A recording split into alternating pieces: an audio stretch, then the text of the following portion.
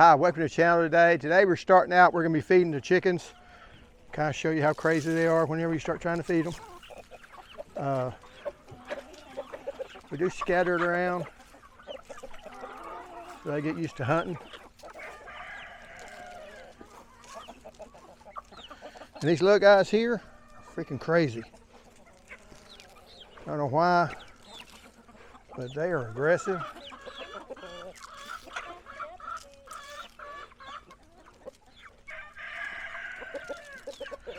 And of course they got to be because they're small and they're the young ones, so they got to kind of keep the others in line.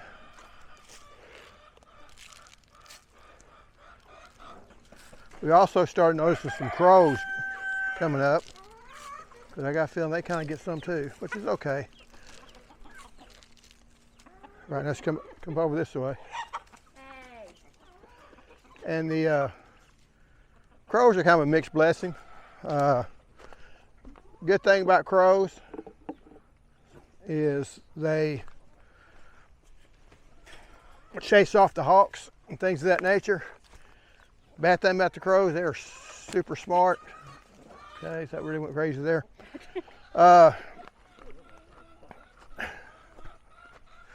We used to have a gate there, and then we had to use it somewhere. Well, I think it's this gate here. Yeah. And we had to move it. Because the gates are about $100 a piece now, 120. So, yeah, I've been telling you. I know. It blew over because it's so heavy. But anyway, this is the pepper plant, and I should grow you something to start harvesting. And then we got some. Yeah, but that's been a few years ago.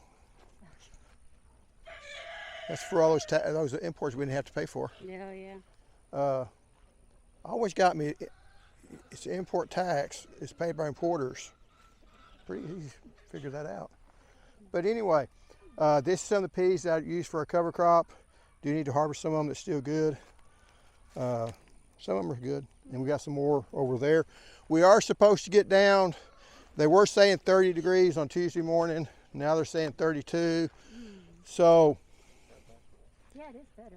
It's better, but these are the Primark Freedom. They do produce a small amount of berries in the fall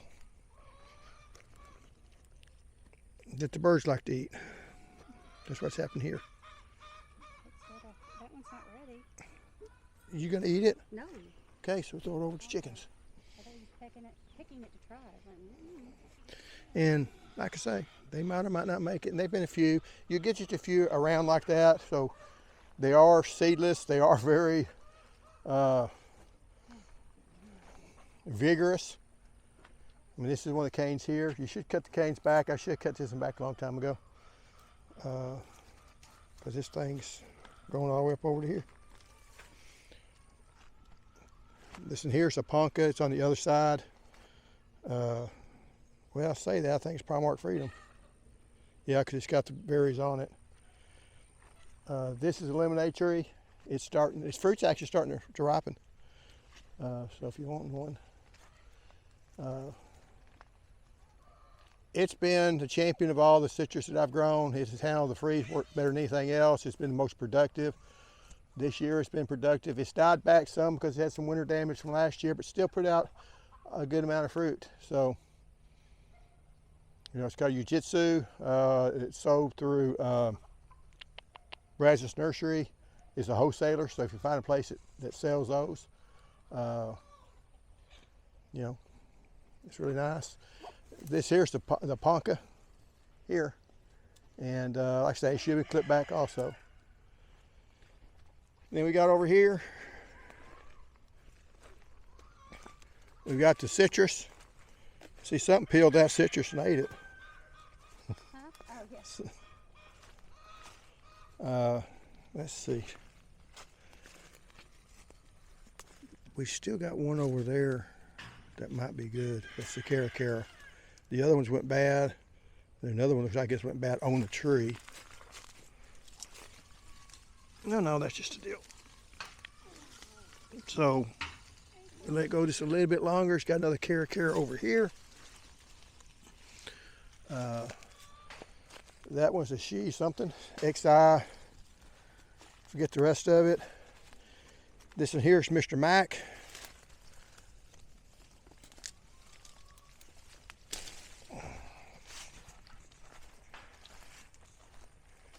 And I'll let you hold the mic Oh, okay.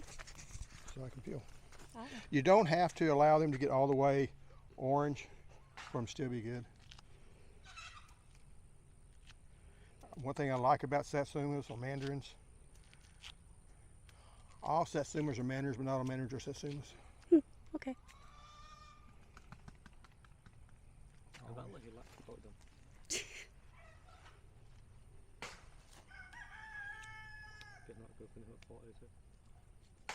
It was one of the better taste ones last year.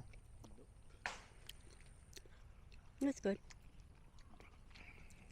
It's good.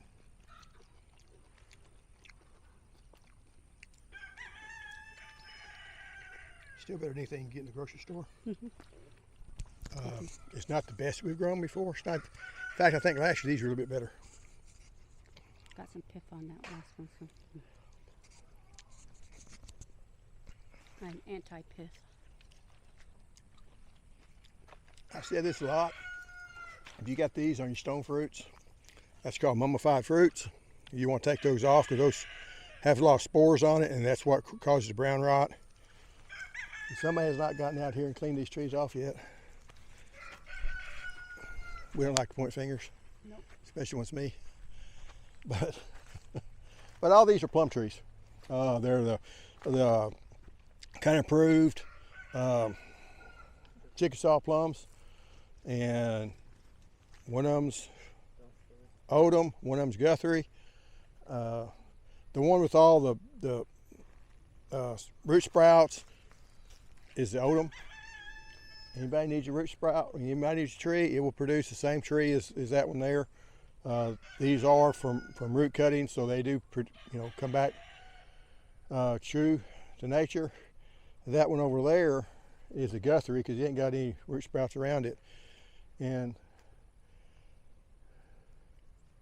should be 4 trees here. There's only 3 now. Used to be 4. I thought you cut one down. Maybe I had to cut one down. We got a lot of wind coming from the north and blew some over. But because this here is another one of the Odom plums. I did trim that up. Took that one out. I saved one there. Yeah. And I did all that tilling that people don't really seem to care about because they didn't watch the video very much. But Kind of boring. I mean. yeah, but I did a lot of work. And this is, most of this here is broccoli. The other over there is cauliflower. So, it's going to get down to 32. Yes. What's going to happen to my plants? That's going to be fine. They can handle that? You bet. Okay. Until they get a head on them. Okay. It's when they get a head on them, the head will freeze. Okay. And that's whenever, so at this stage right here, we're fine. Not going to cover them, not going to try to do anything. They can ride it out. Okay. If we're further along, Uh-huh. then we'd have problems. So that does bring the problem we may have later in the year, in December, when these things start trying to make, hopefully it's in December if they start trying to make, then we're going to have to protect them when it drops below 30. We get by with it in this area because in this area we don't drop below 30 very often. So you kind of try to dodge it. If you get into January, the problem I had last year, these things stop growing. And I had some last year, I think it was in January, and it's like, okay, later part of December, okay, they're almost ready, almost ready. Had some little bitty heads on them, I think, and just shut down. We didn't get hardly anything. And then we had the big freeze, so then we had to make up to mind. Do you want to try to come in and cover everything, or you want to just cut what you've got? With me working, it was kind of tough to do both. We did neither, he says. Yeah, Okay, we might have harvested a little bit, but wasn't very much. There wasn't hardly anything to harvest. Yeah. Down here, I got the magnolia snap peas, Okay. and they actually did good. The seeds look bad, but they all came up. I thought I was just wasting my time. I like those in my stir fry. Yeah. And then this here's one of the plants that came in here, the flowers, that I was just going to leave for the pollinators. And it just came up here natural. There's the main plant over there. I should know the name of it, but it doesn't produce fruit, so I don't. I also got a grape that's actually a cross between a European grape and muscadine grape. Forgot the name of it though. Before I got sick, I spent all that time getting it up here, and now look at it. What time? Putting those T-posts in? No, I didn't put T-posts in. I don't do that work. That's called manual. I had a string across it. The string broke. Yeah, that's what I. It was one of the things that I always intended to do, and it's been about 4 years. So, and right now I kind of have. That's a stupid squirrel. Yeah, I see. See a squirrel over there? He's not even fearful. One day, but not today. Anyway, part of the tilling that I did, and one reason you kind of want to till is if you put out any compost or manure or whatever. So I was able to till that in somewhat. It's not a real great tiller. It's an electric tiller, so it didn't really till in as good as a gas-powered one. But my gas-powered one won't start, so I use the other one.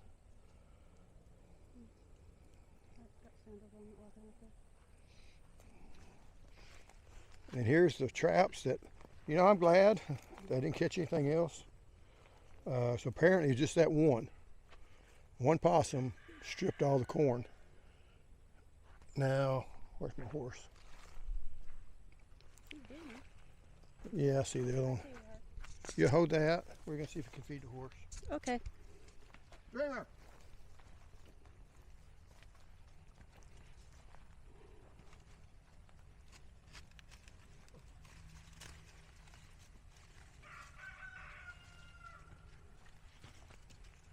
Where are you going through? Here, I guess we'll talk about this first. Okay. This is the peas. They're making. We're going to have to harvest them probably either tomorrow or Sunday. And then after that, they're probably going to be toast. Sometimes we get to wait another couple of weeks. And it's getting later. I mean. So you'll harvest and I'll shell. That's right. That's our deal. Yep. I don't have to pick these stupid things. I grow it and harvest it. You're supposed to shell it. Yep. And cook it. Well, yeah. Yeah. Used to can. Yeah. Yo, Jamer. Come here, girl. The only thing I'm going to get out of these corn, because see, that possum came in, they ate every bit of the corn. Sure did. So. Did you get that? I have no clue. I can see blue face. Okay, he can't see because the sun's in his eyes. Okay, that's the corn ear that they love. He's like, I want that. Oh. Yeah, you could just let go. I forget just how much you can pull, or she can pull. Is that glitched out by? But they like that. Where's Vinny? Right behind Oh, mine. Is he coming?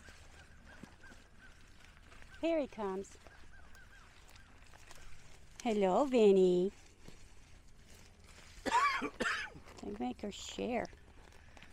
You go, Minnie. Do not find my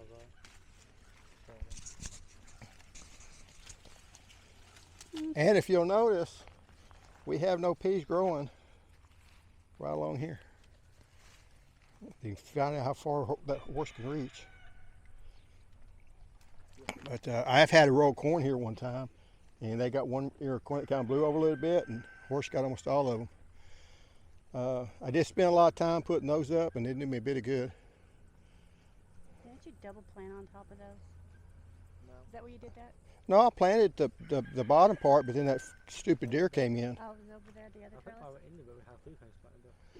Yeah, I was going to put some strings along the bottom, but it wasn't done any good because the deer decided to come here and eat it all. And The one thing about wildlife, once you get a garden, is it's kind of the enemy. Because people's talked about putting in, food plots and things just grow your garden. They're going to find it. If you grow a garden, the crows, the birds, and the possums and coons and all those things will find your garden, and you'll feed them. And then you start putting in things like this, trying to chase them away, that don't work very well. It worked for a little bit. For nothing. Yeah, these things weren't actually cheap. I know. I still got them up there. And I even put one down there, one up here, one over there, Mm-hmm. one over there, and they still come in here. Mm-hmm. But that's okay. It's all right. We got a hunting club not far away, and the one that's coming up, maybe he won't make it. Because I don't hunt. So if anybody's talking about, when I talk about trapping and hunting and all that, I don't hunt.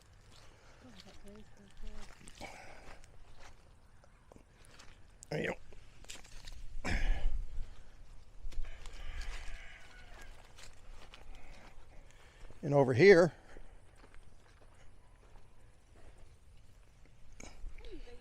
this helps whenever you're planting seeds. You can take your seed, you can drop it down there, and then when you get a little shorter one for her, I had a smaller one, but I didn't bring it out here.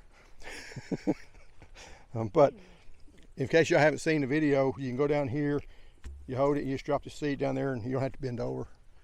Now, some of you younger gardeners, y'all probably don't realize just how important that is. But once you cross over 60, it means a lot.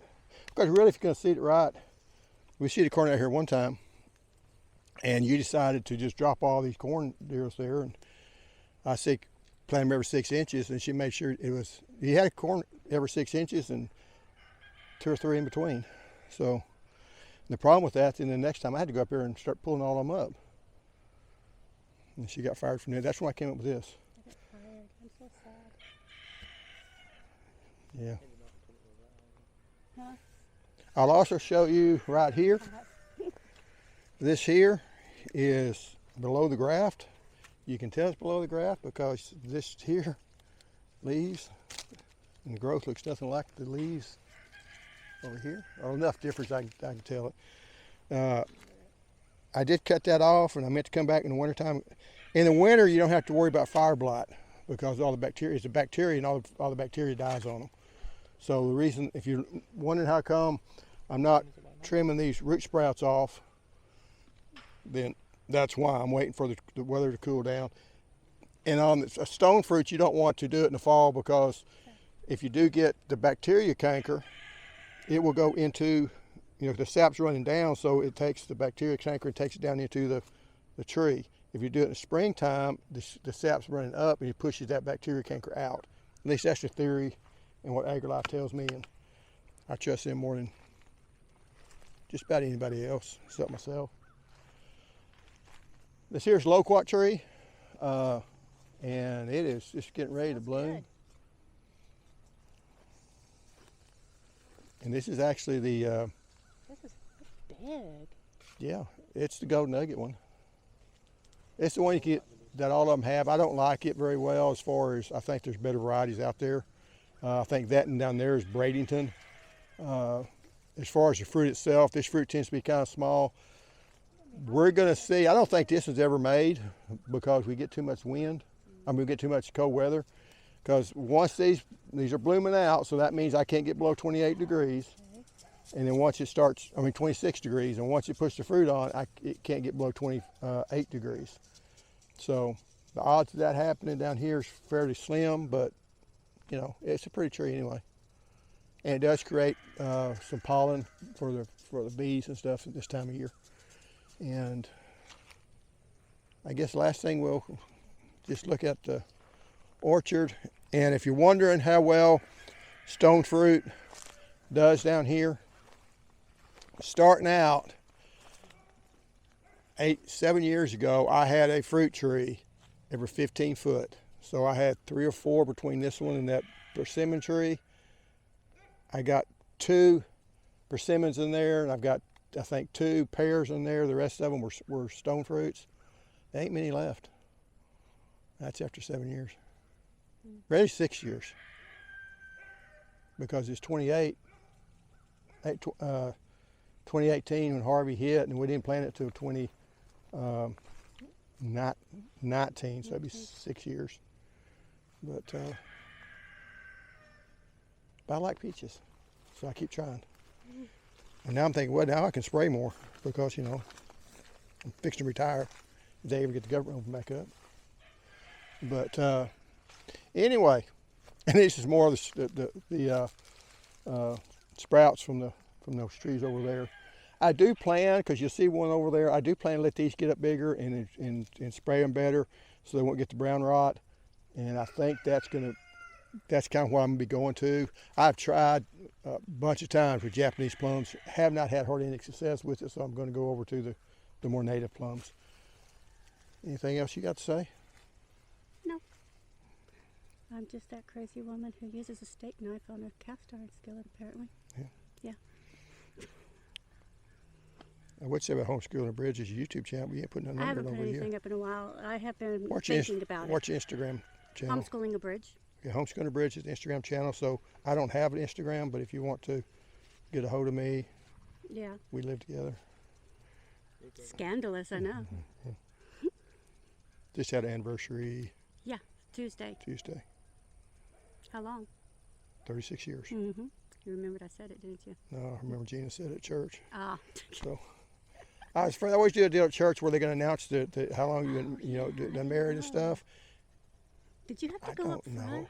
know. No, they kind of forgot about it Good. because ours is the same time that the pastor's father-in-law and mother-in-law, father Okay. and mother, Mm-hmm. Oh, so their anniversary at the same time. We're that's good. 20 years difference Okay.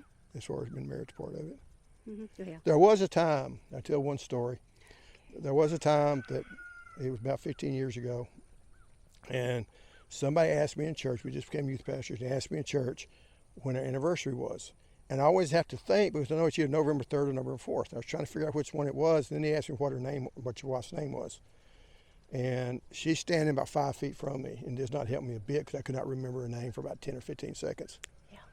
And the only thing I had is as we were leaving the church, going out of the parking lot, I said, I may not always remember your name, but I always remember you're married, and that's the important thing. She didn't He buy it. was just a floundering in there. I was like, oh, I'm just going to let it go. But anytime since then, if I forget your name, hey, I forgot my own wife's name that, we had teenager sons. And so if I forget your name, hey, that's just part of me. Anyway, with that, see you next time. Bye. Goodbye.